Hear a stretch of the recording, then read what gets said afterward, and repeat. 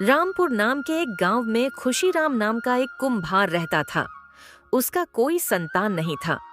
उसकी पत्नी गुलाबो, जो स्वभाव से बहुत ही बात उनी थी, उसे कोई भी बात बता दो, जब तक वह किसी को बता नहीं देती, उसे चैन नहीं मिलता था। उसके स्वभाव से उसका पति खुशी भी बहुत परेशान रहता था। एक दिन की बात है, जब कुम्हार अपने मटके बनाने के लिए मिट्टी खोद रहा था, तो अचानक उसका फावड़ा जमीन के अंदर किसी धातु से टकराया। कुम्हार ने जब उस जगह को थोड़ा और खोदा, तो देखकर हैरान रह गया कि वहां पर एक तांबे का मटका था, जिसमें बहुत सारी सोने की असरफ भरी थी। यह देखता रह गया। कुम्हार मुंह खुला का खुला रह गया और सोचने लगा। हाँ हाँ हाँ, हे राम, तांबे का मटका और उसमें सोने के सिक्के। अरे जल्दी से बाहर निकालता हूँ। हाँ। कुम्हार ने झटपट तांबे के मटके को बाहर निकाला और अपने गड्ढे पर लाद कर घर की ओर चल दिया। खुशी के मारे उसका मन छलांग मार रहा था। वाह रे खुशी। राम, अरे तेरी तो किस्मत ही खुल गई। इस मटके में इतना धन है, इतना धन है कि शायद अब जिंदगी भर कुछ करना ही ना पड़े। चलो भैया, आ गए मजे। चलो भैया। जब वो घर पहुंचा, तो वह अपनी पत्नी को बुलाने लगा। अरे भाग्यवान, अरे ओ भाग्यवान, अरे भाग्यवान, कहाँ हो? अरे कहाँ पर है तू? अरे देख तो, मैं तेरे लिए क्या लेकर आया हूँ। अरे भाग्यवान, जल्दी आ, दौड़ लगा के आ। आजा आजा, आज आजा। उसकी पत्नी वहां पर आई और कहने लगी। कहो जी, क्यों इतना चिल्ला रहे हो? जल्दी दिखाओ क्या है। खुशीराम ने मटका अपनी पत्नी को दिखाते हुए कहा। अरे ओ गुलाबो, जरा इधर तो देखो, ये देखो। देखा? हाँ। सोने के सिक्के देखते ही उसकी पत्नी की आंखें चमक उठी और वह कहने लगी। क्या इतना सारा सोना है राम? तुम्हें यह सोने के सिक्के कहाँ से मिले जी? अरे भाग्यवान, जब भगवान देता है तो छप्पर फाड़ के देता है। आज जब मैं बर्तन बनाने के लिए मिट्टी खोद रहा था ना, तो यह जमीन के अंदर दबा हुआ मिला। बस ये देखते ही मैंने कहा, बस दे दिया भगवान ने, छप्पर फाड़ के, कि ले बेटा, देखो देखो। वाह, अब तो हमारी सारी गरीबी दूर हो जाएगी। मैं तो रोज अच्छा खाऊंगी, अच्छा पहनूंगी और खूब घूमूंगी। ए जी, अब तो हमें रहने के लिए एक अच्छा सा घर भी बना लेना चाहिए, ताकि बारिश में कोई परेशानी ना हो। अरे ओ भाग्यवान, वह सब तो ठीक है, लेकिन तू यह बात किसी के कान में मत फूंक देना। अरे सुनती हो, हमें तो दबा हुआ खजाना मिला है।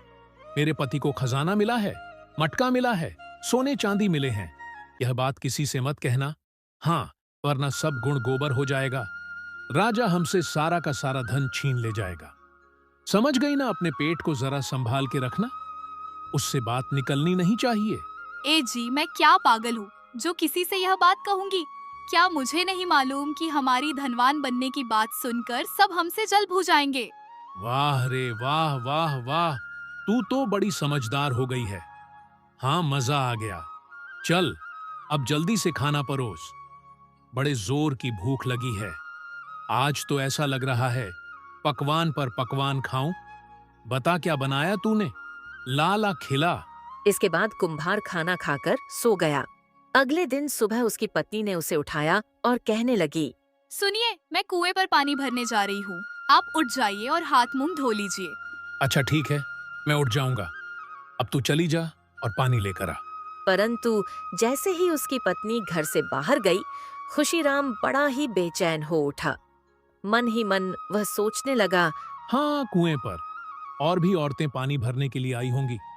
मुझे अपनी पत्नी पर पूरा भरोसा है, यह जरूर किसी से कुछ ना कुछ कह देगी। अरे मेरी पत्नी पेट की बड़ी कच्ची है, ये खजाने की बात जरूर घुमा फिरा के किसी ना किसी से कुछ ना कुछ तो कही देगी। हाँ चलो, अच्छा यही होगा कि मैं धन से भरे हुए इस मटके को कहीं दूसरी जगह छिपा दूं। पता नहीं बाद में क्या बवाल खड़ा हो जाए। और फिर कुम्हार खुशीराम ने वह धन से भरा हुआ मटका उठाया और एक जंगल के पेड़ के नीचे छुपा कर आ गया। अब वह निश्चित होकर सोचने लगा। हाँ, अब ठीक है। गुलाबों की बात सुनकर अगर किसी ने घर की तलाशी लेने की कोशिश भी की, क्या हो जाएगा? कुछ नहीं होगा, क्योंकि उसे मटका ही नहीं मिलेगा। अब मैं निश्चिंत हूं। ये सोचकर खुशीराम अब निश्चित हो चुका था। इधर जब खुशीराम के पत्नी गुलाबों कुएं पर पहुंची, तो उसकी सहेलियां कहने लगीं। अरे गुलाबो, क्या बात है, आज बड़ी खुश नजर आ रही है, जबकि रोज तू ऐसे आती है जैसे मिर्ची चबाकर पानी भरने आई है। अच्छा ये तो बता, कल सारा दिन तू पानी भरने क्यों नहीं आई? अरे बहन, ऐसी कोई बात नहीं है। मैं तो पहले जैसी ही हूँ और कल तबीयत खराब होने की वजह से मैं पानी भरने नहीं आ सकी। अरे गुलाबो, झूठ क्यों बोलती है? तेरे चेहरे की रौनक बता रही है कि तुझे कोई बहुत बड़ी खुशखबरी मिली है। नहीं बहन, ऐसी कोई बात नहीं है, मैं बिल्कुल सच बोल रही हूँ। अरे बहनों, इससे क्यों पूछती हो? मैं बताती हूँ, इसकी खुशी का कारण कल जरूर इसके मायके वाले इसके घर आए होंगे। अरे नहीं नहीं, ऐसी कोई बात नहीं है। तो क्या तू माँ बनने वाली है? अरे नहीं नहीं, ऐसा नहीं है। तब तो जरूर तेरे पति ने तुझे ढेर सारा धन लाकर दिया होगा। अरे नहीं बहन, ऐसी भी कोई बात नहीं है। ठीक है, गुलाबो नहीं बताना चाहती तो कोई बात नहीं। इसके बाद सारी सहेलियां पानी भरने में व्यस्त हो गई। अब गुलाबों के मन में असली बात बताने का दर्द उठने लगा। वह कहने लगी, सुनो बहनों, अगर मैं अपने दिल की असली बात बता तो तुम किसी से कहोगी तो नहीं? अरे हमें क्या पड़ी है जो तुम्हारी बात सुनकर किसी दूसरे को बताएंगे।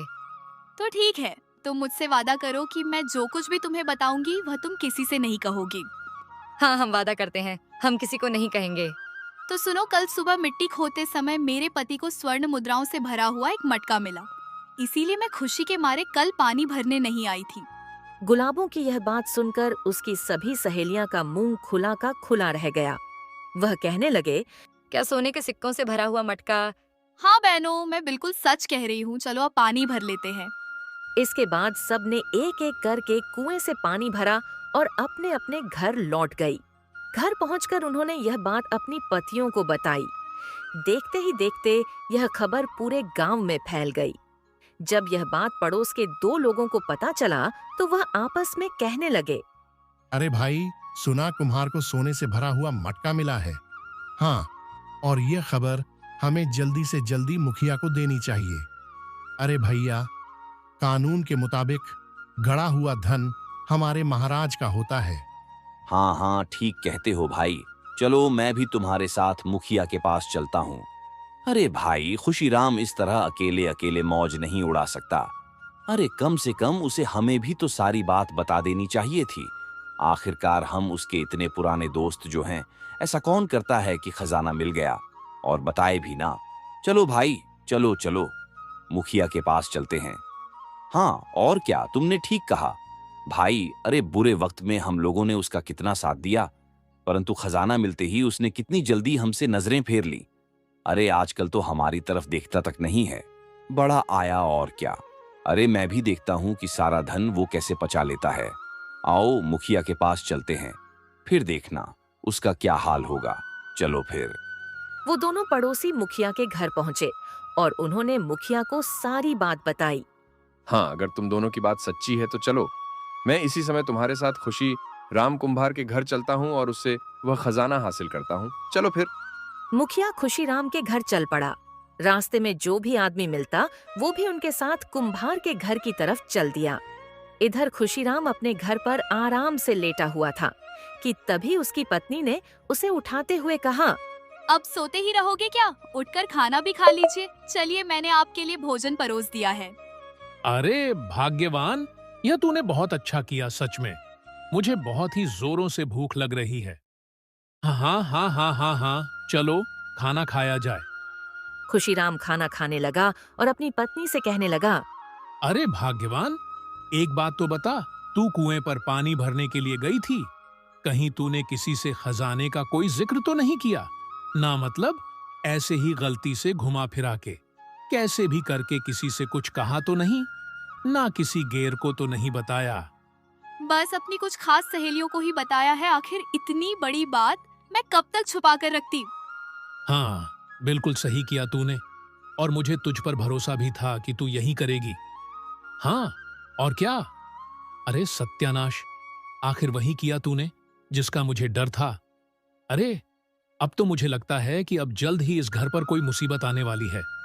देख गुलाबो, तेरी बेवकूफी की वजह से कहीं यह खजाना हमारे हाथ से निकल ना जाए।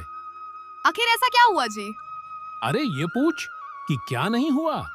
अभी थोड़ी देर में ही तेरी इस बेवकूफी का नतीजा हमारे सामने आ जाएगा।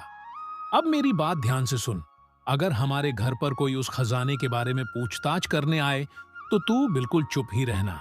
हाँ, इस बार अपने पेट को जरा संभाल के रखना। बड़ बड़ बड़ बड़ बड़ बड़ करने लगती है, जहां जाके वहां सब सत्यानाश कर देती है। अब अपने आप को तू संभाल के रखना, बाकी सब मैं संभाल लूंगा, ठीक है ना? ठीक है जी, मैं तो चुप ही रहूंगी। तभी खुशीराम के घर के दरवाजे पर दस्तक हुई। अरे कौन है? बाहर कौन है? अरे भैया, मैं हूं मुखिया, और गांव के भी कुछ लोग मेरे साथ हैं। आओ भाई, बाहर आओ। खुशीराम, आओ आओ, खुशियां बांटे। आओ आओ, बाहर आओ। हाँ रुकिए मुखिया जी, मैं अभी आता हूँ। आ गया। हाँ, आइए मुखिया जी, आइए। अरे आपने कष्ट क्यों किया? अरे मुझे ही बुलवा लिया होता, मैं आ जाता। हाँ रुकिए मुखिया जी, मैं अभी आता हूँ। आ गया। हाँ, आइए मुखिया जी, आइए। अरे आपने कष्ट क्यों किया? अरे मुझे ही बुलवा लिया होता, मैं आ जाता। अरे भाई खुशीराम, बात ही कुछ ऐसी है कि मुझे गांव के लोगों के साथ तुम्हारे घर पर आना पड़ा। बताइए मुखिया जी, क्या आदेश है मेरे लिए, बताइए। अब भाई हम क्या आदेश करेंगे, बात यह है कि सुनो खुशीराम, हमने सुना है कि तुम्हें कहीं से दबे हुए धन का एक मटका मिला है। अगर यह बात सच है तो तुम्हारी भलाई इसी में है कि वह मटका तुम मेरे हवाले कर दो, ताकि महाराज की अमानत मैं उन तक पहुंचा सकूं। समझ रहे हो ना मैं क्या कह रहा हूं? है यह आप क्या कह रहे हैं मुखिया जी? कौन सा मटका, कौन सा दबा हुआ खजाना, और किसने कहा आपसे कि मुझे दबा हुआ खजाना मिला है? अरे मुझे ऐसा कोई धन नहीं मिला। जरूर आपको कोई ना कोई गलतफहमी हुई है, किसी ने आपका उल्लू खींचा है, सीधी बात है। ओ हो, गलतफहमी, मुझे गलतफहमी हो सकती है, इसे गलतफहमी हो सकती है, लेकिन सारे गांव वालों को गलतफहमी नहीं हो सकती। विश्वास ना हो तो इन लोगों से पूछ लो, पूछो। मुखिया के साथ आए हुए बाकी लोग भी कहने लगे, हाँ हाँ, यह बात बिल्कुल सच है। हाँ हाँ हाँ हाँ हाँ। अरे अरे अरे, नहीं नहीं नहीं नहीं, यह बिल्कुल झूठ है। आप लोग समझिए, मुझे मुझे कोई मटका नहीं मिला है। यह सब फालतू की अफवाह हैं। ओ भैया, अफवाह? सुनो, इधर देखो। खुशीराम महाराज की अमानत में खयानत करने की कोशिश मत करो। यह बात इस राज्य का बच्चा बच्चा जानता है कि घड़ा हुआ धन चाहे किसी को भी मिले, वह महाराज का होता है। क्यों भाइयों, महाराज का होता है कि नहीं होता है? हाँ हाँ हाँ। मैं भी इस देश के कानून को अच्छी तरह से जानता हूं मुखिया जी, लेकिन यकीन कीजिए, मुझे कोई भी घड़ा हुआ धन नहीं मिला है। आप चाहे तो मेरे घर की तलाशी ले सकते हैं। अच्छा तो ठीक है, हम तुम्हारे घर की तलाशी लेते हैं। चलो आ जाओ भैया, तलाशी लिया जाए, चलो। इतना कहने के बाद मुखिया ने एक आदमी को अपने साथ लिया और वह कुम्हार की घर की तलाश लेने लगा। परंतु उन्हें धन से भरा हुआ मटका तो मिलना दूर, धन के नाम पर 4 पैसे भी नहीं मिले। तब खुशीराम ने कहा, हो गया, अब तो आपको विश्वास हो गया ना मुखिया जी? हाँ, मुझे इस बात पर विश्वास हो गया, परंतु एक बात समझ में नहीं आई कि आखिर तुम्हारी पत्नी ने अपनी सहेलियों से क्यों कहा था कि उसे धन से भरा हुआ मटका मिला है? ऐसी अफवाह क्यों फैलाई फिर? अरे मुखिया जी, आप भी कीन बात करते हैं। वह तो एक नंबर की बातूनी और बेवकूफ है।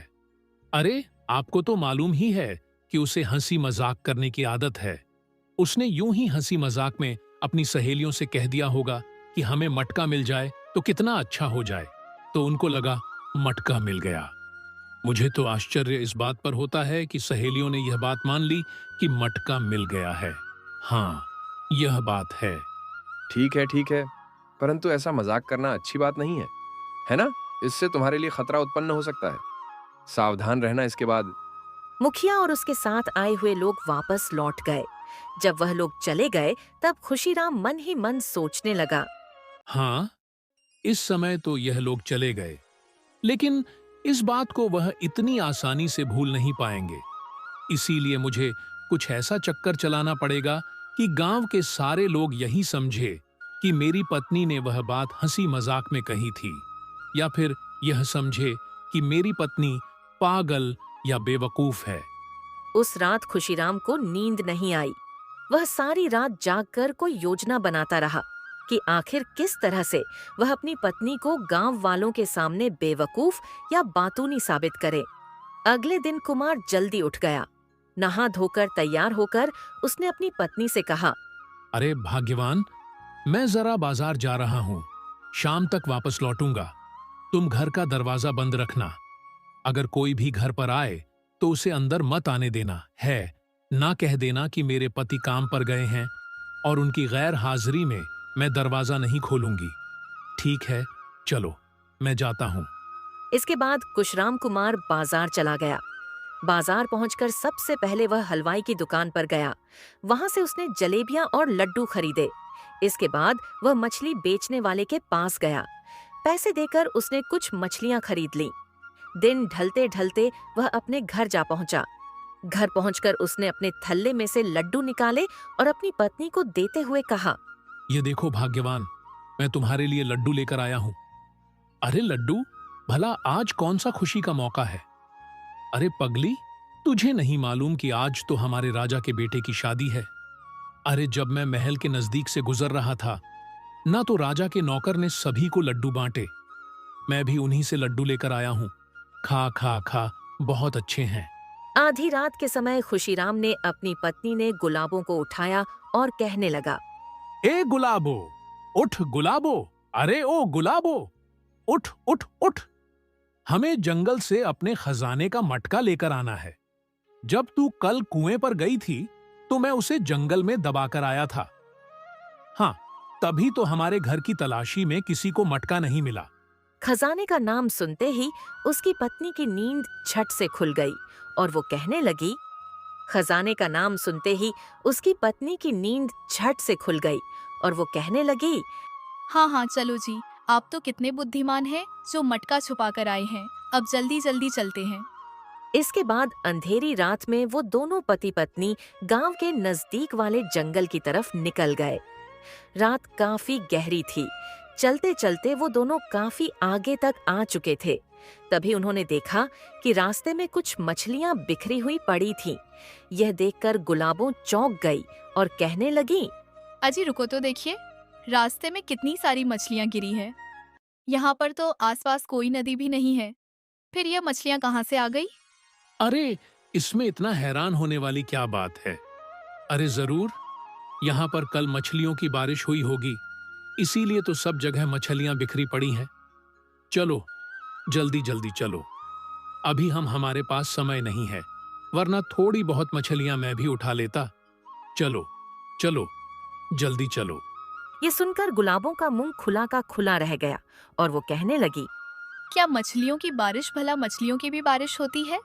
अरे होती है जी भाग्यवान, बिल्कुल होती है। लगता है तुमने कभी इसके बारे में सुना नहीं है। अरे हाँ, तू बेचारी तो सारा दिन घर के कामकाज में लगी रहती है। बाहर की दुनिया में क्या चल रहा है तुझे क्या मालूम? तुझे इस बात की खबर भला कैसे मिलेगी, है ना? चलो, यह तो अच्छा हुआ कि तुझे आज यह पता चल गया कि इस जंगल में मछलियों की बारिश होती है। अच्छा, चलो चलो, अब जल्दी जल्दी आगे बढ़ो, हमारे पास समय कम है। ये लो, यह एक लड्डू मेरे पास बचा है, यह भी तुम खा लो। तुम्हें तो मालूम ही है कि आज राजा की बेटे की शादी है, यह उसी का लड्डू है। गुलाबों ने लड्डू खाया और आगे बढ़ती हुई कहने लगी, हे भगवान, मछलियों की बारिश, मुझे तो आज तक इस बारे में कुछ भी मालूम नहीं था। सच मेरा पति ने सही ही कहा। मैं सारा दिन अपने घर के कामकाज में लगी रहती हूँ। बाहर की दुनिया में क्या चल रहा है मुझे तो कुछ पता ही नहीं चलता। और आज राजा के बेटे की शादी भी है, यह बात भी मुझे नहीं मालूम थी। बड़बड़ा हुई वह आगे चली जा रही थी। कुछ दूर चलने के बाद अचानक गुलाबों के सिर से कुछ टकराया। अंधेरे में जब उसने अपना सिर उठाकर देखा तो यह देखकर हैरान रह गया कि उसके सिर से टकराने वाली चीज कुछ और नहीं बल्कि एक जलेबी थी। जलेबी देखते ही वह चिल्लाकर अपने पति से कहने लगी, अजी जरा रुकिए तो सही, देखिए इस पेड़ पर जलेबियां उग रही हैं। इसमें कौन सी बड़ी बात है? अच्छा हाँ, शायद तुम्हें मालूम नहीं कि इस जंगल में जलेबी का भी पेड़ है। अरे भाई, कैसे मालूम होगा? आज तक तुम अपने घर से तो कभी बाहर निकली नहीं। बाहर की दुनिया में भला क्या चल रहा है तुम्हें क्या मालूम? चलो, अच्छा ही हुआ कि आज तुम्हें पता चल गया कि इस जंगल में जलेबी का भी पेड़ है। कुम्हार की पत्नी हैरान से उस जलेबी को देखती रही और फिर आगे बढ़ते हुए कहने लगी, अजी आप बिल्कुल ठीक कहते, इस दुनिया में कैसे कैसे अजीब चीजें हो रही हैं, मुझे इस बात का तो पता ही नहीं। मैंने तो पहली बार जलेबी का पेड़ देखा है। पहली बार ही मुझे पता चला कि इस जंगल में मछलियों की बारिश भी होती है, और मुझे यह भी नहीं मालूम था कि राजा के बेटे की शादी है। अंधेरे में चलते चलते कुछ ही देर में वह उस जगह पर जा पहुंचे जहां पर कुमार ने असरफ यों से भरा हुआ घड़ा दबाया था। दोनों ने मिलकर जमीन से वह घड़ा निकाला और फिर खुशीराम ने कहा। अंधेरे में चलते चलते कुछ ही देर में वह उस जगह पर जा पहुंचे जहां पर कुम्हार ने असरफ यों से भरा हुआ घड़ा दबाया था। दोनों ने मिलकर जमीन से वह घड़ा निकाला और फिर खुशीराम ने कहा। हाँ चलो भाग्यवान, अब हमारा काम हो गया। जल्दी से जल्दी सुबह होने से पहले हमें अपने घर पहुंचना होगा। चलो चलो चलो। फिर दोनों जिस रास्ते से आए थे उसी रास्ते अपने घर जा पहुंचे। तब कुम्हार की पत्नी कहने लगी। आपने बहुत अच्छा किया जो मुझे भी अपने साथ जंगल में लेकर गए, वरना मुझे तो कभी पता ही नहीं चलता कि मछलियों की भी बारिश होती है और जंगल में जलेबी का भी पेड़ होता है। सच में मैं तो बहुत ही बुद्धू हूँ। मुझे तो मालूम ही नहीं कि बाहर की दुनिया में कैसे कैसे अजीब बातें हो रही हैं। अरे कोई बात नहीं भाग्यवान, आज तो तुझे सब पता चल गया ना। बस अच्छा, अब ज्यादा बातें मत कर।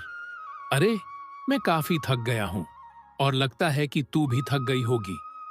चल अब आराम करते हैं। इसके बाद दोनों पति पत्नी सो गए। थके होने के कारण गुलाबू जल्दी ही खर्राटे भरने लगी, पर खुशीराम की आंखों में नींद नहीं थी।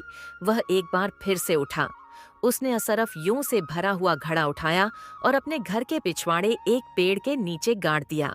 अगले दिन सुबह खुशीराम के घर पर राजा के 2 सिपाही खड़े थे। वह कहने लगे। महाराज ने तुम्हें दरबार में बुलाया है। उन्हें खबर मिली है कि तुम्हारे पास अशर्फियां से भरा हुआ घड़ा है, और यह कानून है कि जिसे भी घड़ा हुआ खजाना मिलता है उस पर सिर्फ राजा का अधिकार होता है। तुम्हें अभी इसी वक्त हमारे साथ चलना होगा। दोनों सिपाही खुशीराम को लेकर राजा के पास जा पहुंचे। राजा ने कुम्हार से पूछा। हाँ तो कुमार, हमें पता चला है कि तुम्हें गड़ा हुआ खजाना मिला है। सुनो, राज्य का यह नियम है कि जो भी गड़ा हुआ खजाना मिलता है उसे राजा के खजाने में जमा कर दिया जाता है। तो बताओ कि तुम्हारा खजाना कहाँ पर है, बोलो। अरे महाराज, मुझे कोई खजाना नहीं मिला। आपसे पहले गांव के मुखिया भी मेरे घर की तलाशी ले चुके हैं। कुछ नहीं है महाराज, यह सब फालतू की बातें हैं। परंतु हमें हमारे गुप्तचरों से पता चला है कि तुम्हारी पत्नी ने खजाने वाली बात अपनी सहेलियों से कही थी। अब मेरी माँ ने तो आप उसकी बातों पर विश्वास मत कीजिए महाराज, आपका समय व्यर्थ हो जाएगा और कुछ नहीं। अच्छा, लेकिन वह भला झूठ क्यों बोलेगी? वह भी इस तरह की बातें। मुझे तो लग रहा है कि तुम ही झूठ बोल रहे हो। इसके बाद राजा ने सैनिकों को आदेश दिया। सैनिकों, कुमार की पत्नी गुलाबों को दरबार में लेकर आओ। अब दूध का दूध और पानी का पानी होगा, लेकर आओ। सिपाहियों ने तुरंत आदेश का पालन किया और कुमार की पत्नी को दरबार में लेकर आए। राजा ने गुलाबों से पूछा। हमें पता चला है कि तुमने अपनी सहेलियों से कहा था कि तुम्हारे पति को अशर्फियां से भरा हुआ मटका मिला है। बताओ बताओ, गुलाबों व मटका कहाँ पर है? नहीं महाराज, आपसे किसी ने गलत कहा। वह बात तो मैंने यूं ही हंसी मजाक में कह दी होगी। देखो औरत, अगर तुम हमसे झूठ बोलोगे तो तुम्हारे साथ साथ तुम्हारे पति की गर्दन भी उड़ा दी जाएगी। इसलिए जो बोलो सोच समझ कर बोलो। राजा की धमकी सुनकर गुलाबो घबरा गई और कहने लगी। नहीं नहीं महाराज, ऐसा मत कीजिए। मैं आपको सब कुछ सच सच बताती हूँ। हाँ, यह बात सच है कि मेरे पति को असरफ यौं से भरा हुआ एक मटका मिला था, और कल रात को हम वह मटका निकालकर अपने घर ले आए थे। अच्छा, तो मुझे पूरी बात विस्तार से बताओ कि क्या क्या हुआ था। कल शाम के समय जब मेरा पति घर पर आया तो उसने आते ही सबसे पहले ने मुझे लड्डू खिलाए, और वो लड्डू बहुत ही स्वादिष्ट थे। हाँ, लड्डुओं से याद आया, आपको आपकी बेटे की शादी की बहुत बहुत बधाइयाँ। क्या मेरे बेटे की शादी और मुझे ही नहीं मालूम? क्यों भाई, किसने करा दी शादी और मुझे बताया नहीं? अरे औरत, मेरा बेटा अभी 5 साल का है सिर्फ, और भला अभी से मैं उसकी शादी क्यों करूंगा? ये तुम क्या बकवास कर रही हो? नहीं नहीं महाराज, यह सच है। कल आपके बेटे की शादी थी, और जो लड्डू अपने पूरे शहर में बंटवा थे वही लड्डू मेरे पति लेकर आए थे, और उसने मुझे वह लड्डू खिलाए थे।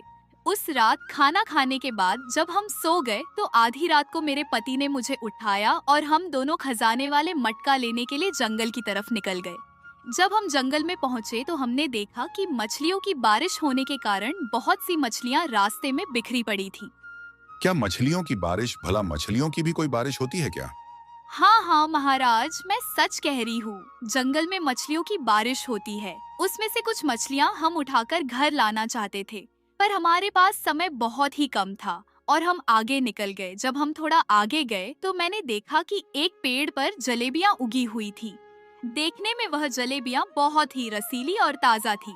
मेरा तो मन कर रहा था कि मैं जलेबियाँ तोड़कर खा लूं, पर आप तो जानते ही हैं कि हमारे पास समय बहुत ही कम था, इसीलिए हम आगे बढ़ गए। अरे बेवकूफ औरत, भला जलेबी का भी कोई पेड़ होता है क्या?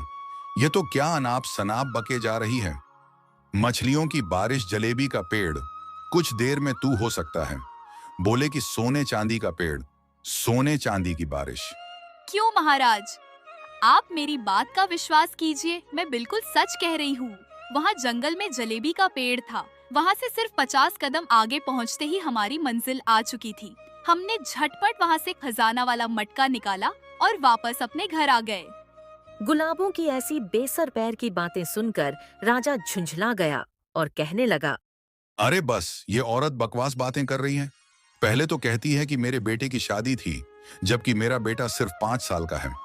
फिर कहती है कि इसने मछलियों की बारिश देखी और जलेबी का पेड़ हो क्या है।